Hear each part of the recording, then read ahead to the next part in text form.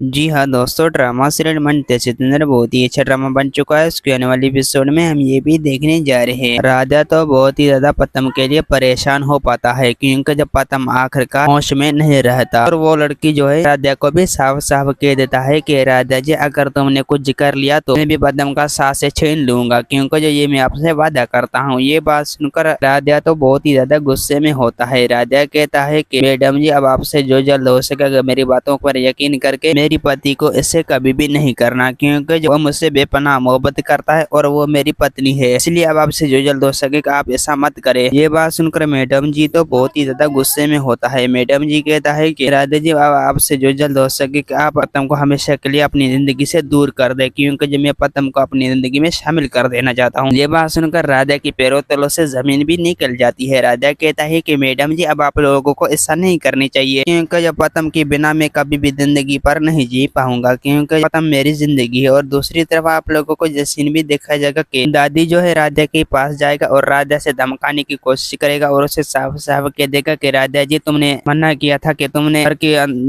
बाहर नहीं जाने पड़ेगी, लेकिन तुम मेरी बातों पर गौर नहीं किया, लेकिन आपको गुस्सा करने पड़ेगा। ये बात सुनकर राधा तो गुस्से में होता है। राधा कहता है कि दादी, मेरी पतम जी बहुत ही बड़ी अजाब में थी, इसलिए अब मैं इस घर से निकल गई। दोस्तों, उम्मीद है कि मेरा वीडियो आप लोगों के अच्छे लगे होंगे। वीडियो अच्छी लगी तो वीडियो की लाइक और चैनल को सब्सक्राइब करना। खुदा हाफिज।